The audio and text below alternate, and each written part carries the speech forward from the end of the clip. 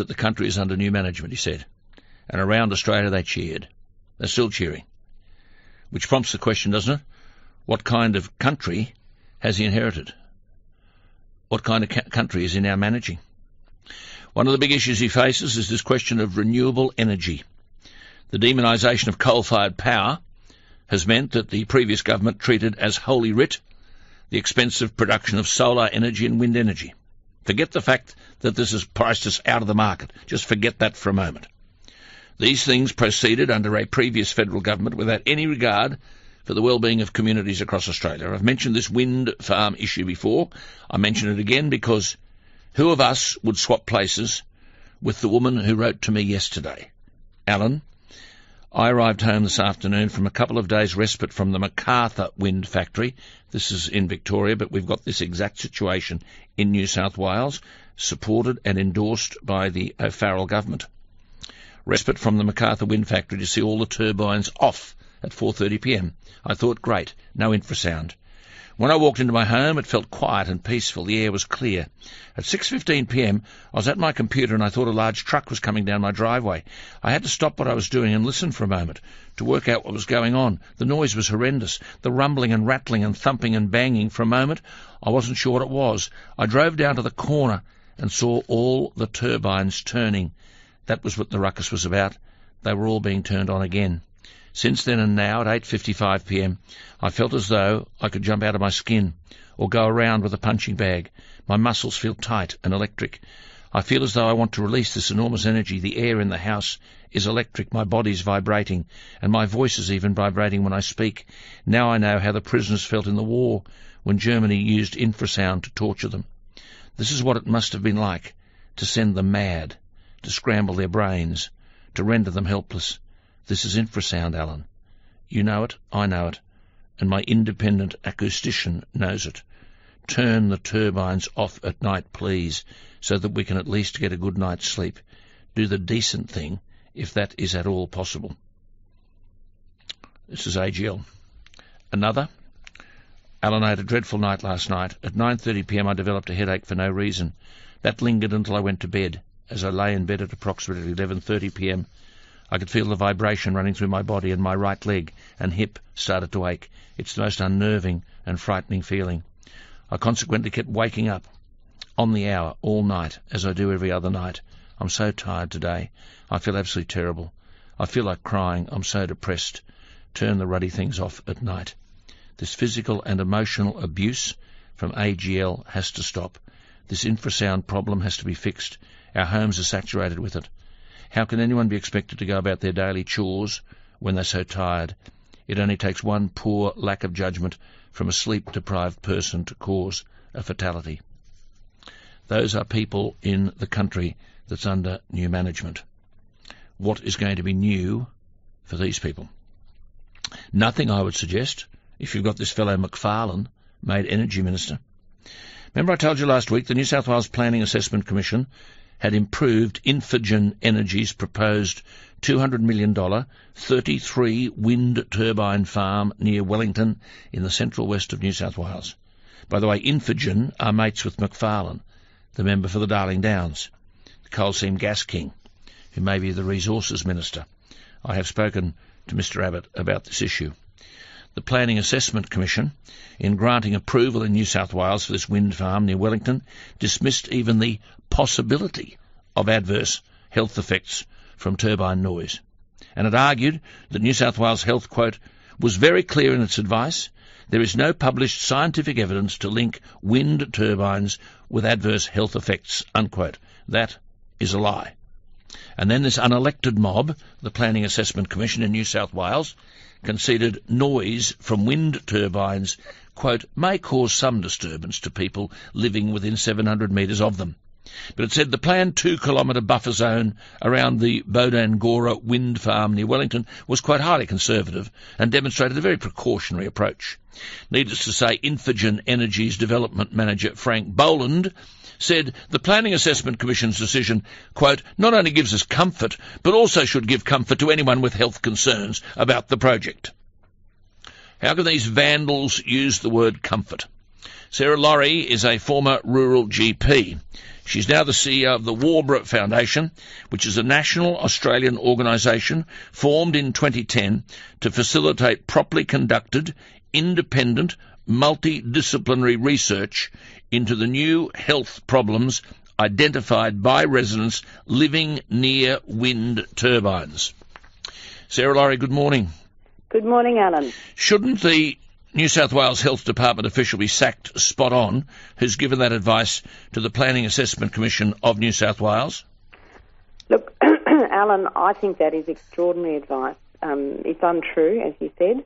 There is peer-reviewed, published scientific evidence of sleep and mental health problems in accepted international journals, and there is a wealth of information and adverse health event reports coming from residents in New South Wales, which the New South Wales Department of Planning are well aware of, and in fact instituted an audit last year to investigate. Now, the results of that audit have never been made publicly available to my knowledge, nor have the results of the survey that was conducted of the residents. But, it was clear, and in fact the press release from Minister Hazzard said that the audit was being instigated because of complaints from the residents. So, look, yes, there's serious problems.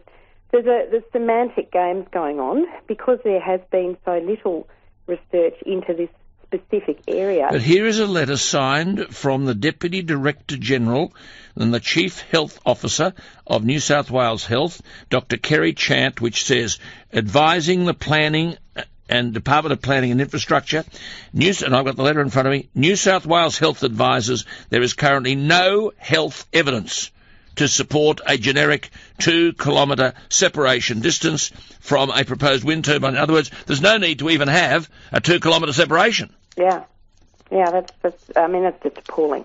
Now, equally, you've seen and I've seen the Culleran Range Wind Farm Survey. In other words, these poor people decided, well, we'll investigate and provide the data.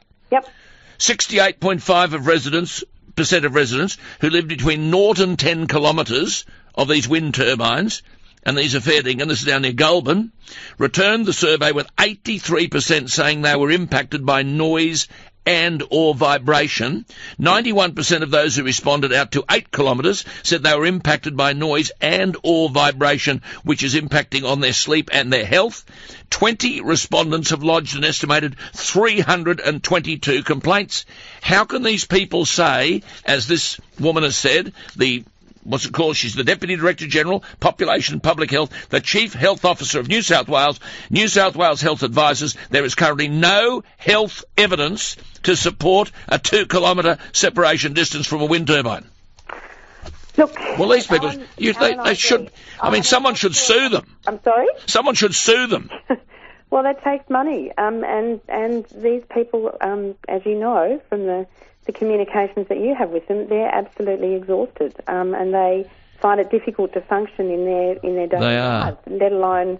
But if you're a senior health official within the government of New South Wales, what is your statutory duty of care? Well, I would have thought you had a duty of care to investigate when these complaints are coming in, and I would have thought that in particular you had a duty to prevent further serious harm. Now, I understand that the turbine size that is proposed for the Mount Badangara wind development is identical to the turbine size down at Macarthur. They're massive. They are the largest turbines in Australia at the moment. They are massive, and they're causing an impact already out to, I think it's 8 to 9 kilometres. Now, we know that over time, as more and more people become worn out and exhausted, as in the Culleran survey, which is only 2 megawatt turbines that are smaller, there's reports out to 10 kilometres, as you said. That turbine development at Culleran has been going for 4 years. So, it's common sense that over time, as people become more and more exhausted and more physiologically stressed, their health is going to suffer. And as I said, if there were no health effects, put them on Parramatta Road. Yeah, well... Put them in Macquarie Street. Yeah, Alan, I should mention right now that the Warburg Foundation is not just dealing with issues of noise from wind turbines. There is industrial noise and infrasound and low-frequency noise being emitted from other industrial facilities that is harming the health of people at Yuran Quinty, down near Wagga. And there's people that we've been assisting whose health has been impacted by the field compressors used with coal seam gas up at Tara. Quite. So wind turbines are not the only... No, but I'm just focusing on this here now. Yeah. If I just say to you, and this is also process of a government completely out of its depth here in New South Wales. Completely, in other words, a parliamentary party completely out of its depth. Now, there is a jail near Wellington. A jail. There's a whole heap of people and they're in small cells. They're in small cells. They're locked up. Yep. Now, here was the Planning Assessment Commission submitting some kind of environmental or planning assessment of an environmental impact statement. There was no reference in the environmental impact statement by this crowd who want to put up the jail, this Bodangora approval, no reference at all to the jail. Yep. And yet there were plenty of people, including you, a jail official, the man I spoke to last week, Steve Cooper, the acoustician that I spoke to last week, who brought up the issue of infrasound in small, confined spaces being a very real problem. Absolutely. That was identified by Neil Kelly, the American... United States. Yep. 25 years ago. 25 years ago. Mentions the effect of wind turbine infrasound in small rooms. Yep. And that's consistent with what people are telling you and people are writing to me about, saying in the house, the toilet is often the worst room in the house. That's absolutely right, Alan. So Wellington Jail wasn't even considered in the environmental impact statement, but the New South Wales government, through the Planning Assessment Commission, has given approval for these wind turbine farms near Wellington. Wellington Jail's got small cells, concrete walls. The infrasound can penetrate without audible noise to mask its effects. So there's no way that this Bodangora wind development, if it's built, won't have a terrible impact on the physical and mental health of its neighbours, which includes the people in jail. That's correct, Alan. Well, what about where is the duty of care here? Yeah, precisely. Where is the duty of care? This is entirely predictable harm to human health on the basis not only of what we know now, but on the basis of what was known 25 years ago. That's it, and that evidence in America has been peer-reviewed and published. Yeah, absolutely. Look, it was, NASA, the US Department of Energy, and the wind industry are and were all aware of this research. It was actually presented at a wind power conference in 1987 in California. Quite. But you've got agents of the New South Wales government saying there is no published scientific evidence. Those people should be sacked, and the minister with them. Well, I think there's some, absolutely questions that need to be answered. Graham Lloyd wrote in The Australian in July this year, and thank God for Graham Lloyd, the marvellous investigative journalist with The Australian. He wrote this year, health impacts caused by low-frequency noise from wind turbines have been known to US researchers and the renewable energy industry for more than 25 years. Yep, absolutely, and they have been. And Albie Schultz, in opposition, in Canberra, in the Abbott opposition, tried to get independent health and acoustics research done. Poor Albie got sick. Now you've got this McFarlane coming in, who's a mate of Infigen Energy. So what chance have we got? None. Well, thankfully in the coalition we also have people like Craig Kelly, Senator Chris Back. We have who understand it, yeah. Independent senators such as Senator Xenophon and Senator Madigan, who are well aware of the suffering and who really have made a commitment to get this research done. But Alan, look, I think there's some other things that have happened. That American research very clearly found that infrasound and low frequency noise were causing resonance of the house that was in turn causing the symptoms that the people inside the house were experiencing, and that was 3 kilometres away from a single turbine. Yeah. It was a different design, but it was based on... That research is there, published. But it's not just... We don't have to go 25 years ago. We have to go to the end of last month, 28th to 30th of August, as you know, and I tell my listeners again, Dr. Paul Schomer, with a PhD in PhD in electrical engineering acoustics from the University of Illinois, an American expert, presented a paper at the 5th International Conference on Wind Turbine Noise in Denver, Colorado, at the end of last month, 28th to the 30th of August. The paper was entitled, A Proposed Theory to Explain Adverse Physiological Effects on the infrasonic emissions at some wind farm sites, and he argued that there was scientific literature of people being made ill by low-frequency sound and infrasound, and he said in the last several years there had been an increasing number of such reports with respect to wind turbines which correspond to their becoming more prevalent. Oh, it's all there for someone to read. Absolutely, but if you don't go looking, you don't find. And in Australia,